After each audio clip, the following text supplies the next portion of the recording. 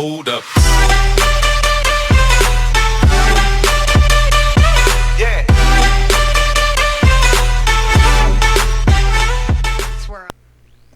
Hola, ¿qué tal? Bienvenidos a este video.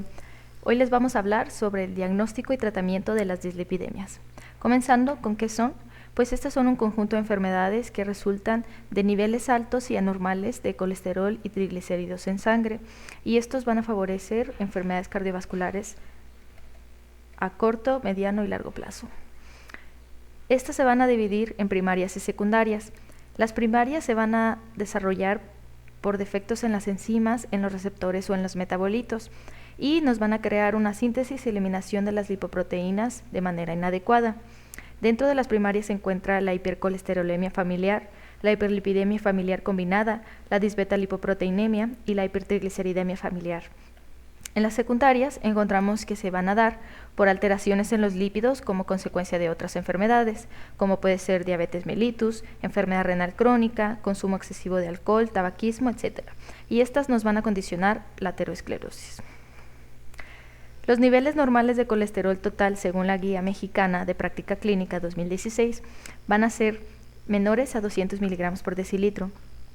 Los niveles normales de triglicéridos van a ser menores a 150 miligramos por decilitro y la concentración normal de HDL en sangre va a ser de 40 a 60 miligramos por decilitro. Existe una fórmula llamada Friedewald para calcular los niveles de LDL en sangre. Esta solamente se puede utilizar si los niveles de triglicérido están debajo de 400 miligramos por decilitro. Y la fórmula es colesterol total menos la suma de triglicéridos entre 5 más el HDL. Y también hay una fórmula para sacar el no HDL, que va a ser colesterol total menos el HDL. Y el objetivo, según el riesgo cardiovascular, va a ser de bajo riesgo a moderado, menos de 115 miligramos por decilitro, de alto riesgo, menos de 100 miligramos por decilitro, y de muy alto riesgo, menos de 70 miligramos por decilitro. Esto en base a la Guía Mexicana. Los niveles del no HDL que van a ser adecuados para el tratamiento van a ser de bajo a moderado, menos de 145 miligramos por decilitro, de alto riesgo, menos de 130 miligramos por decilitro, y de muy alto riesgo, menos de 100 miligramos por decilitro. Dentro de las enfermedades que nos pueden causar una dislipidemia secundaria, encontramos, por ejemplo, que la diabetes mellitus va a estar asociada a hipertrigliceridemia y disminución de las concentraciones de HDL. Y en enfermedad renal crónica vamos a tener triglicéridos altos y HDL bajo. En las enfermedades autoinmunitarias, como la artritis reumatoide, el lupus eritematoso sistémico, vamos a tener presencia de aterosclerosis y aumento de las tasas de morbimortalidad cardiovascular. Y en las enfermedades como el VIH, estas van a tener concentraciones bajas de colesterol total, de LDL y de HDL, y aumento en los triglicéridos. Todo esto nos va a condicionar a un aumento del riesgo cardiovascular.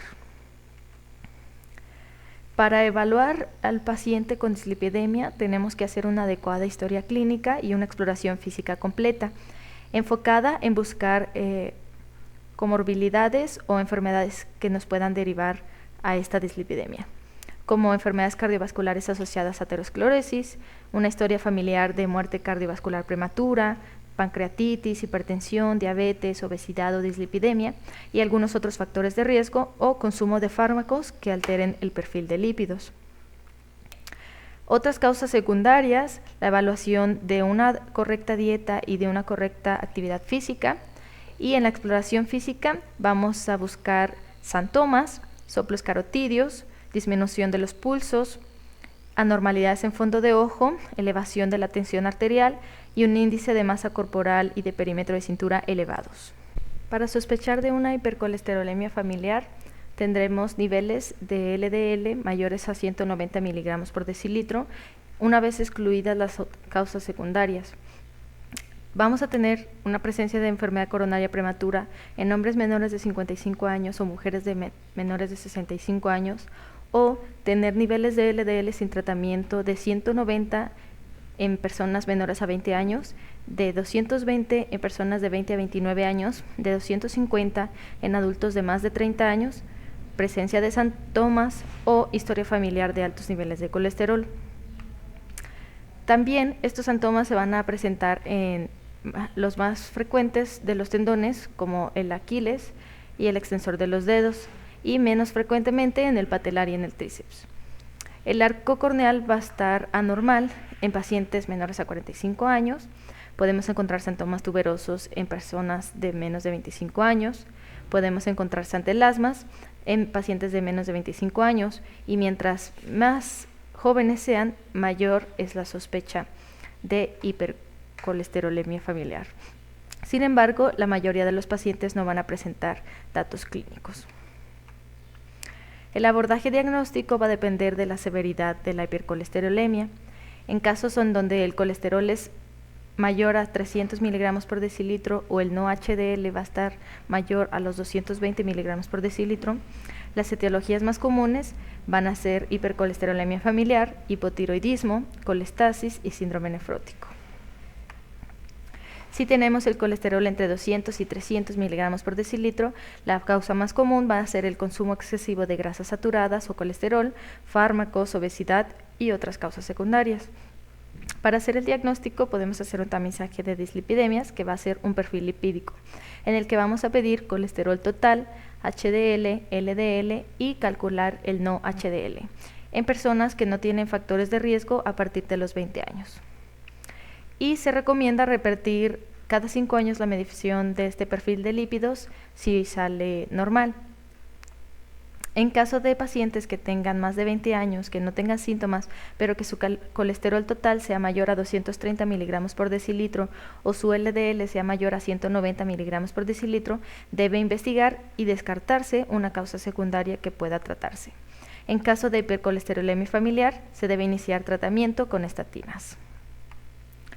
Las técnicas para el diagnóstico pueden ser invasivas o no invasivas y van a medir parámetros como diámetro luminal, estenosis, grosor parietal del vaso, volumen de la placa, distribución específica y localización de la placa aterosclerosa, como el score de calcio.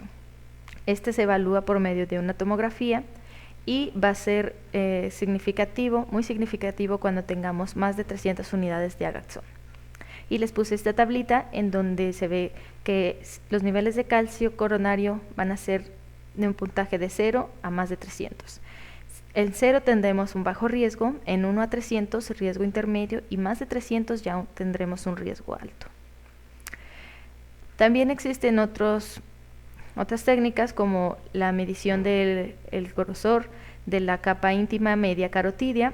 Esta se evalúa con ultrasonido bidimensional y va a ser significativa a partir del 0.9 milímetros. Y también el índice de brazo-tobillo va a ser significativo para la evaluación de aterosclerosis de miembros pélvicos. Va a ser significativo si es menor a 0.9, nos va a arrojar una estenosis del 50% y su sensibilidad es del 79% y su especificidad del 90%. Y también está la prueba de la proteína C reactiva ultrasensible, que va a ser significativa en los niveles de 3 a 10 miligramos por litro. Y en individuos que tengan más de 40 años y que tengan algún factor de riesgo, tenemos que hacerles la evaluación del riesgo cardiovascular en la escala de Globo Risk. Esta escala, que ya habíamos visto, evalúa el riesgo cardiovascular en hombres y en mujeres por separado, según su edad, en años, su presión arterial sistólica, sus niveles de colesterol total, si es diabético o no es diabético y si es fumador o no es fumador. Y se van a derivar como muy alto riesgo a pacientes que ya tengan una enfermedad cardiovascular establecida por medio de un angioTAC, una angiografía coronaria, un estudio de medicina nuclear, un eco, un ultrasonido que demuestre ateromas carotídeos. Si hay antecedentes de infarto agudo al miocardio, si hay alguna revascularización coronaria, si hubo un evento cerebrovascular isquémico, si tiene diabetes mellitus tipo 2 o tipo 1 con daño a órgano blanco, si hay una disminución de la tasa de filtración glomerular de menos de 60 mililitros por minuto, y si el riesgo calculado en la escala de Globo Risk es mayor a 10% a 10 años. Se van a considerar pacientes de alto riesgo los que tengan entre 5 y 10% de riesgo cardiovascular a 10 años en la escala de Global Risk y que tengan factores de riesgo marcadamente elevados como hipertensión en descontrol de más de 180-110 milímetros de mercurio, o que tengan una dislipidemia en descontrol importante mayor de 310 miligramos por decilitro del colesterol total, o que haya una dislipidemia familiar primaria. Se van a considerar de riesgo moderado los pacientes que tengan riesgo cardiovascular en la escala de Global Risk entre el 1 y el 5% a 10 años, que sean más susceptibles a sesgo de clasificación, ya que está entre el riesgo bajo y el riesgo alto, y esto se debe complementar con otros factores de riesgo como la historia familiar de enfermedad cardiovascular prematura, que tengan una obesidad abdominal, que haya sedentarismo, que haya enfermedad crónica inflamatoria o que tengan una dieta inadecuada, y se van a considerar pacientes de riesgo bajo los que tengan menos de 1% de riesgo a 10 años en la escala de Global Risk. Para el tratamiento no farmacológico se va a definir que se debe cambiar el estilo de vida a un estilo más saludable, se debe hacer actividad física, se debe manejar el estrés, evitar el tabaquismo y disminuir los factores de riesgo. En un paciente que tiene muy alto riesgo cardiovascular, se debe hacer una intervención multidisciplinaria: nutrición, enfermería y psicología para poder bajar los factores de riesgo y que lleve a una mejor vida. La actividad física se va a clasificar en leve, moderada e intensa según la frecuencia cardiovascular máxima que represente cada uno, que exija cada uno. En el leve vamos a tener frecuencia cardiovascular máxima de 50 a 63%, en la moderada del 64 al 76% y en la intensa de 77 a 93%. Como dato, la caminata a paso rápido nos va a dar un aumento en las concentraciones de HDL en 3.1 a 6 miligramos por decilitro. Esto siempre y cuando se dé un gasto energético entre 1.500 a 2.200 kilocalorías semanales. Y en adultos sanos se va a recomendar la actividad física de 150 minutos de intensidad moderada o 75 minutos de ejercicio aeróbico intenso a la semana. Además, se debe llevar una evaluación periódica de la actividad física del paciente, y en pacientes que tienen bajo riesgo se va a recomendar la actividad física de acuerdo a su edad y capacidad. Y también se debe hacer un énfasis muy importante en la suspensión del hábito tabáquico o de otros productos herbolarios y evitar el tabaquismo pasivo. Disminuir el peso, mejorar la tensión arterial, la dislipidemia y disminuir el riesgo de desarrollar diabetes. Y una dieta saludable. Dentro de esta dieta saludable vamos a encontrar que debemos disminuir los ácidos grasos saturados, los ácidos grasos trans e insaturados, y tenemos que cambiarlos por omega 3 y 6, y también tenemos que disminuir el consumo de sal a solamente 5 gramos al día. Tenemos que consumir de 30 a 45 gramos de fibra al día, más de 200 gramos de fruta al día, más de 200 gramos de verdura y pescado de 1 a 2 veces por semana, acompañados de 30 gramos de nueces sin sal al día, y reducir las bebidas alcohólicas hasta 20 gramos por día en hombres y hasta 10 gramos por día en mujeres. Cuando ya tenemos un evento agudo cardiovascular y antes de que se dé una alta hospitalaria, tenemos que dar estrategias de prevención secundaria al paciente. La meta de hipercolesterolemia aislada es reducir los niveles de LDL. Estos los vamos a reducir de 40 miligramos por decilitro de LDL, y esto nos va a dar una reducción del 22% de la morbimortalidad cardiovascular. La reducción de no HDL se va a dar con estatinas y también va a reducir el riesgo cardiovascular. Los tratamientos van a ser disminución de LDL en 39 miligramos por decilitro con estatinas, que nos va a reducir la mortalidad cardiovascular e infarto no fatal en un 20-25%.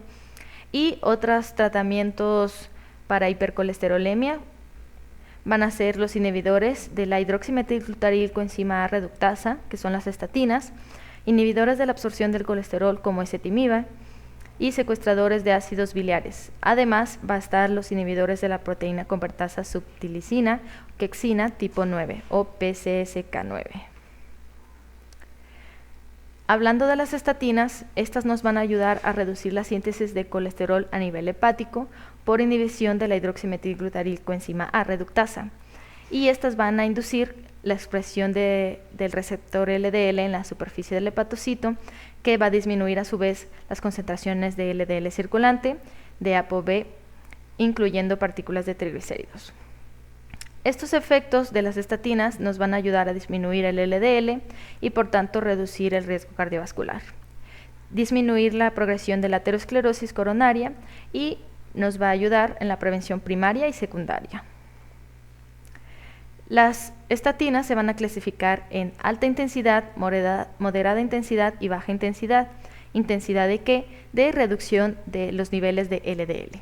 Los de alta intensidad van a reducir el LDL hasta en un 50% o más, y entre ellas se encuentra la rosuvastatina y la atorvastatina, ambas en un promedio de 40 miligramos al día. Las de moderada intensidad van a reducir entre el 30 y el 50% de los niveles de LDL, como atorvastatina, rosuvastatina y simvastatina en otras dosis. Pravastatina, lovastatina y pitavastatina también van a ser de moderada intensidad. Los de baja intensidad nos van a ayudar a reducir los niveles de LDL en menos del 30%, como simvastatina, pravastatina, lovastatina y fluvastatina. Si se dan cuenta, muchos de los medicamentos pueden funcionar en cualquiera de las intensidades, en alta intensidad, moderada intensidad y baja intensidad, pero siempre y cuando la dosis sea diferente. Y cada uno de estos se va a usar en determinados pacientes y según la hipercolesterolemia que presente y según las condiciones o comorbilidades que tenga el paciente. Estas estatinas se van a guiar dependiendo de la intensidad del tratamiento para reducir el colesterol LDL, según el riesgo cardiovascular total que se establezca por la escala de Global Risk, y para prevención primaria también se debe establecer en base al riesgo con el Global Risk. La estatina se puede dar como monoterapia, pero es más recomendable que se agregue ezetimiba porque ayuda a disminuir adicionalmente los niveles de LDL hasta en un 24%. Y en pacientes que no han alcanzado metas de prevención con dosis máxima tolerada o que se encuentran ya a dosis máxima recomendada, se va a agregar ezetimibe a las estatinas. Y solamente se va a dar monoterapia de ezetimibe en pacientes que sean intolerantes a estatinas ya comprobados, o sea, que presenten reacciones adversas, porque su potencia para reducir el LDL es baja. La ezetimiba más una estatina de intensidad moderada nos daría un beneficio cardiovascular adicional en pacientes que tienen diabetes mellitus y síndrome coronario agudo reciente o en un paciente que no tolera las estatinas de alta intensidad. Los secuestradores de ácidos biliares como clorestiramida a dosis de 24 gramos se asocia a una reducción del LDL en 23.5 miligramos por decilitro y disminuye el riesgo de enfermedad cardíaca coronaria, de infarto agudo del miocardio y de mortalidad cardiovascular. Otras terapias se recomiendan como los secuestradores de ácidos biliares en pacientes que tengan intolerancia a la ezetimiba o en pacientes que tienen niveles de triglicéridos menores de 300 miligramos por decilitro. La terapia, por ejemplo, con fibrato y niacina disminuye los triglicéridos e incrementa el HDL, y así ayuda a prevenir la pancreatitis por hipertrigliceridemia. El uso de los fibratos y la niacina no se debe usar como monoterapia en ningún caso. Y el gemfibrosilo y la estatina juntos alteran el metabolismo e incrementan el riesgo de miopatía, por lo tanto no son recomendables. Los inhibidores de PCSK9 nos ayudan a reducir los niveles de LDL y la lipoproteína A. También nos ayudan a estratificar el riesgo cardiovascular. En pacientes que tienen un riesgo muy alto, van a tener enfermedades coronaria o diabetes mellitus tipo 2, y en pacientes con riesgo alto que tengan al menos un factor de riesgo cardiovascular. Recordando las metas, según la guía mexicana, tenemos que para pacientes que tienen muy alto riesgo, tenemos que tener valores de menos de 70 miligramos por decilitro de LDL. En pacientes con riesgo alto, tenemos que tener LDL por debajo de los 100 miligramos por decilitro. Y pacientes que no tengan otro factor de riesgo, LDL menor a 130 miligramos por decilitro. Además de la terapia nutricional y las estatinas al momento del diagnóstico. Muy importante que la edad de los familiares de primer grado que presenten una enfermedad cardiovascular o un evento cardiovascular va a estar correlacionado a la edad de inicio del tratamiento al familiar. Lo más recomendable es iniciar de los 18 años en adelante. En pacientes que tengan más de 21 años y que tengan niveles de LDL mayores o iguales a 190 miligramos por decilitro, van a tomar una estatina de alta intensidad o la dosis máxima tolerada, que no se requiere aplicar una escala de riesgo. Y se le va a adicionar la ezetimiba o la colestiramina en caso de que no se llegue a la meta terapéutica. Por lo tanto, para el manejo de la hipercolesterolemia de prevención primaria, primero se realiza historia clínica, exploración física y exámenes de laboratorio como perfil de lípidos que van a confirmar nuestro diagnóstico. Se inicia con cambios en el estilo de vida, la dieta y el ejercicio, entre otras más. Y si tenemos un paciente con diabetes mellitus de entre 40 y 75 años con niveles de LDL mayores de 100 miligramos por decilitro o de no HDL mayores a 130 miligramos por decilitro, vamos a evaluar si existen factores de riesgo cardiovasculares.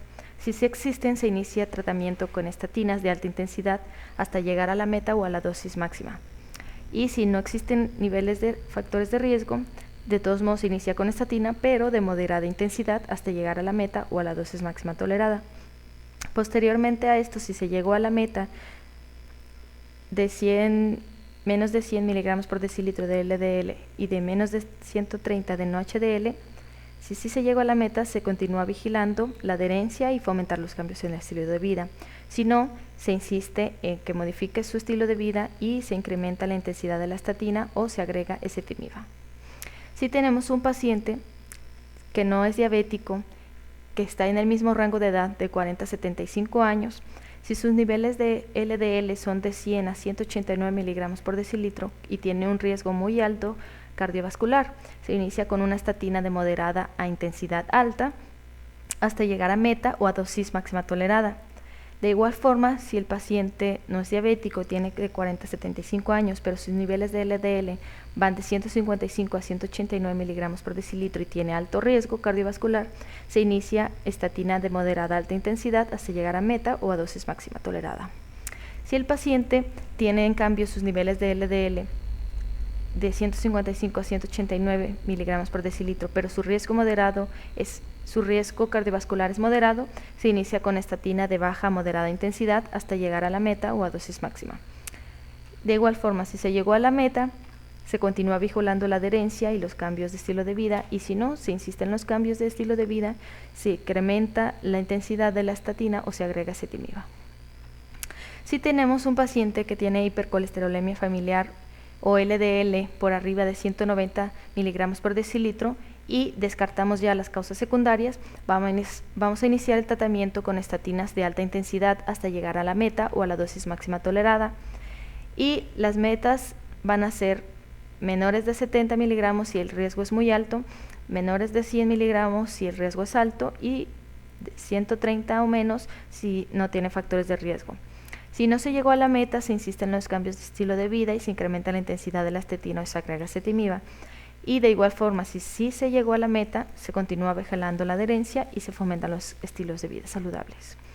Si el paciente está sano o no tiene factores de riesgo cardiovascular ni dislipidemia secundaria y tiene LDL entre 100 y 190 miligramos por decilitro o niveles de no HDL entre 130 y 220 miligramos por decilitro, no requiere tratamiento con estatinas por el momento y se continúa fomentando el cambio en el estilo de vida y vigilar anualmente.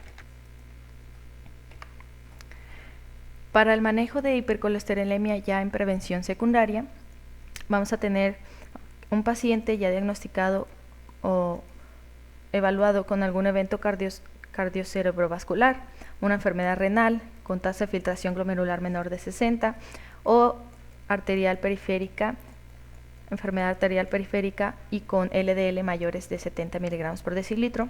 Se deben iniciar cambios en el estilo de vida con estatina de alta intensidad como atorvastatina y rosuvastatina y evitar rosuvastatina si el paciente tiene tasa de filtración glomerular menos de 60. Y en todos los pacientes con enfermedad cardiovascular establecida se van a considerar en riesgo muy alto y por ende la meta va a ser menos de 70 en LDL y en no HDL menos de 100, según esta guía mexicana. Si se llegó a la meta, se continúa vigilando la adherencia y se fomentan los cambios en el estilo de vida. Si no se llegó a la meta, se refuerzan los cambios en el estilo de vida, se evalúa la adherencia al tratamiento, la tolerancia y los efectos adversos de los fármacos, se evalúa y se tratan otros factores de riesgo cardiovascular y se llevan a metas de control o se incrementa la dosis de la estatina si aún se puede o se agrega ezetimiba. Si ya se llegó a la meta, se continúa vigilando la adherencia y se fomentan los cambios en el estilo de vida. Y si no, se reevalúa el tratamiento, se agrega ezetimiba si aún no se ha hecho o se adicionan ya secuestradores de ácidos biliares. Y continuar vigilando la adherencia y fomentando los estilos de vida saludables. En el adulto mayor vamos a tener pacientes de más de 80 años que están bajo tratamiento con estatinas como prevención secundaria. Estos pueden presentar mayor riesgo de caídas y fracturas en los primeros años de tratamiento sin una reducción significativa de los eventos cardiovasculares. La prescripción de estas dosis de estatinas muy altas o de alta potencia pueden no funcionar para los adultos mayores porque no mejoran demasiado la expectativa de vida. Por lo tanto, se debe valorar el uso de estatinas por ese riesgo elevado de eventos adversos. Y se debe ser de baja a moderada intensidad y no de alta intensidad.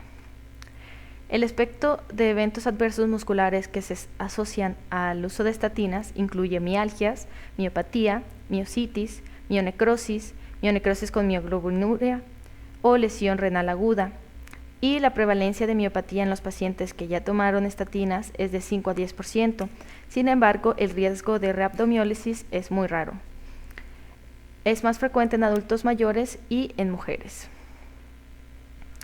Lo que predispone a los efectos adversos con estatina van a ser que haya otras comorbilidades múltiples o complejas, insuficiencia renal o hepática, que haya historia de intolerancia previa a estatinas o una patología muscular de base, que haya elevación inexplicable del ALT mayor a 3 veces con valor basal, de su valor basal, o sea, más de 3 veces de su valor basal, y que haya uso concomitante de otros fármacos que alteren el metabolismo de las estatinas, que el paciente sea mayor de 75 años, que ya tenga historia de un EBC hemorrágico o que sea de descendiente de asiáticos.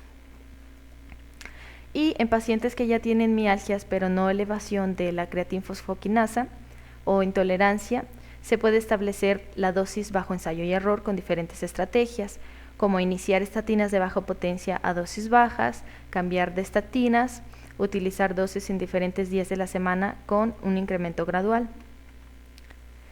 Y para el manejo de estos síntomas musculares que nos ocasiona el uso de estatinas, primero, el paciente debe estar bajo el tratamiento de estatinas y presentar síntomas musculares nuevos o que ya han empeorado. Se va a caracterizar sintomatología y su relación a las estatinas, se van a descartar otras causas de miopatías, se debe investigar cambios en la actividad física o en el ejercicio, evaluar las interacciones de otros fármacos y obtener los niveles de CPK, creatinina-fosfoquinasa. Y se debe detener el tratamiento con estatinas de 2 a 4 semanas ante la presencia de síntomas intolerables como dolor, si hay debilidad muscular y si los niveles de CPK están 3 veces sobre el límite normal. Si no hay mejoría de los síntomas, se inicia un estudio para descartar otras causas de miopatía o mialgias, y si la CPK permanece por arriba de 3 veces el límite superior normal, se refiere a un especialista para su valoración. Si mejora la sintomatología, se revisa cualquier otra interacción farmacológica con las estatinas y se inicia una estatina diferente a la dosis más baja posible. Si no hay mejoría de la sintomatología, se suspende esta estatina actual por 2 a 4 semanas y posterior a eso se inicia con una estatina de vida media larga como rosuvastatina o atorvastatina de 5 a 10 miligramos 2 a 3 veces por semana. Si ya hay mejoría de los síntomas, se valora el incremento de la dosis para alcanzar el objetivo de niveles de LDL. Si no, se suspende la estatina de nuevo por 2 a 4 semanas, se inicia posterior a eso terapia no estatínica con ezetimiba o secuestrador de ácidos biliares o combinarlos, ya que aquí estamos diagnosticando que hay una intolerancia a las estatinas. Si mejora la sintomatología, medimos en 12 semanas el LDL para valorar la dosis objetivo. Y si no mejoran los síntomas, pues vamos a buscar otra causa de las miopatías o mialgias. En enfermedad renal crónica vamos a tener que la atorvastatina y la fluvastatina no van a requerir un ajuste porque su excreción renal es muy mínima, por lo tanto no van a dañar.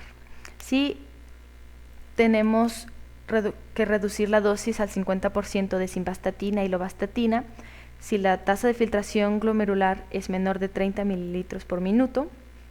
La pravastatina por su parte no requiere ajuste. La rosuvastatina debe iniciarse con 5 miligramos a dosis máxima 10 miligramos en pacientes con una tasa de filtración glomerular menor de 30 mililitros por minuto y no se debe dar si el paciente está en diálisis. Y la pitavastatina se debe iniciar de 1 miligramo, máximo 2 miligramos al día en pacientes que tienen tasa de filtración glomerular de 30 a 50 mililitros por minuto, de 15 a 29 mililitros por minuto y en hemodiálisis. Y respecto a la guía europea de cardiología, vamos a evaluar las nuevas recomendaciones y a compararlas con las de la guía pasada de 2016. Comenzando con el diagnóstico a través de la imagenología para determinar el riesgo cardiovascular. Va a ser a través de ecodoppler en la carótida para evaluar una placa ateromatosa o en la femoral, y esta se debe considerar como un modificador de riesgo en pacientes que tienen riesgo bajo o moderado. Y la determinación de calcio coronario a través del ATAC también debe ser considerada como un modificador de riesgo en pacientes que no tienen síntomas y tienen un riesgo bajo o moderado. En cuanto al análisis de los lípidos en la estimación del riesgo cardiovascular, se considera el análisis del ApoB. Se va a recomendar para la evaluación de los riesgos en pacientes que tengan triglicéridos altos, diabetes mellitus, obesidad o síndrome metabólico o niveles de LDL muy bajo. Y se puede usar como alternativa el LDL para detección, diagnóstico y manejo, y puede preferirse sobre el no HDL en personas que tienen triglicéridos altos, diabetes mellitus, obesidad o niveles bajos de LDL. Y en la guía de 2016, la ApoB debía ser considerada, pero no era ya como tan recomendada, y era considerada como un marcador de riesgo alternativo siempre que estuviera disponible en individuos con triglicéridos altos. Y como nuevas recomendaciones, la medición de lipoproteína A se debe hacer al menos una vez en todos los pacientes adultos, y si los niveles son mayores a 180 miligramos por decilitro, se evidencia el riesgo cardiovascular aumentado o asociado con hipercolesterolemia familiar. En cuanto a los niveles de LDL que se disminuyen a través de los fármacos, en 2016 se decía que si el LDL no bajaba, se debía dar combinación de estatinas con inhibidores de absorción del colesterol. En 2019 ya se recomienda el fármaco como tal, estatina en combinación con ezetimibe. En pacientes con alto riesgo en 2016, LDL alto persistente, tolerante a dosis máxima de estatina, o en combinación con ezetimibe, o en pacientes que ya tenían tolerancia a estatinas, se debía ser considerado un inhibidor de PCSK9. Y en 2019, para prevención secundaria, en un paciente igual con riesgo muy alto, con hipercolesterolemia familiar o que tiene resistencia a estatinas con ezetimibe a dosis máxima, se debe recomendar ya un inhibidor de PCSK9. Y en cuanto al tratamiento para la hipertrigliceridemia, las estatinas antes eran consideradas como tratamiento de primera elección y ahora son recomendadas como tratamiento de primera elección. Y como nuevas recomendaciones, en pacientes con riesgo alto que tengan niveles de triglicéridos de 135 a 499 miligramos por decilitro y que a pesar de su tratamiento con estatinas no hayan llegado a metas, se debe agregar ácido etilecoisapentanoico 2 por 2 gramos al día. En cuanto al tratamiento en pacientes con hipercolesterolemia familiar heterocigótica, pues que solo un padre lo haya heredado, en 2016 la meta de LDL era menos de 100 miligramos por decilitro y en riesgo cardiovascular alto menos de 70 miligramos por decilitro. Si no se llegaba a meta, se debía considerar la reducción del LDL con combinación de otros fármacos y deberían ser considerados los inhibidores de PCSK9. Y ya en 2019, si el paciente tiene un riesgo muy alto, el LDL se debe reducir a menos de 55 miligramos por decilitro y si no se llega a meta se va a recomendar una terapia combinada con otros fármacos y se deben recomendar los inhibidores de PCSK9. En esta gráfica vemos los niveles de LDL, el riesgo cardiovascular y el tipo de fármacos que se debe dar en cada uno. Si, dependiendo del riesgo cardiovascular, si es bajo, si el riesgo es bajo, se deben dar tratamiento con baja intensidad. Si es moderado, fármacos de moderada intensidad. Si es alto, fármacos de alta intensidad. Y si es muy alto, fármacos de muy alta intensidad. Esto para reducir los niveles de LDL en riesgo bajo y tratamiento bajo hasta 116 miligramos por decilitro, en riesgo moderado hasta 100 miligramos por decilitro, en riesgo alto menos de 70 miligramos por decilitro y en muy alto menos de 55 miligramos por decilitro. En cuanto al tratamiento en adultos mayores de más de 75 o más de 80 años, se debe iniciar con estatinas y en 2016 se recomendaba ir en dosis bajas, ir subiendo con cuidado hasta alcanzar las metas. Y en 2019 igual, iniciar con estatinas a dosis baja, ir subiendo con cuidado hasta alcanzar las metas.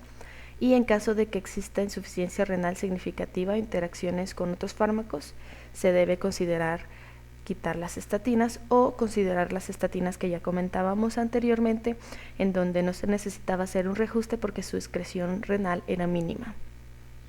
Y en las nuevas recomendaciones, las estatinas en prevención primaria deben depender del riesgo en menores de 75 años. Debe evaluarse el riesgo y la prevención. En cuanto a la terapia para reducción de lípidos en pacientes que ya tienen síndrome coronario agudo, en 2016 se debía considerar los inhibidores del PCSK9 hasta arriba en terapia y si no se llegaba a metas con estatina y ezetimibe a dosis máxima, se podía dar solo o en combinación con ezetimibe, el PCSK9. Y en 2019, si no se llegaba a meta en 4 a 6 semanas en la combinación de estatinas y ezetimibe a dosis máxima, se recomendaba los inhibidores de PCSK9.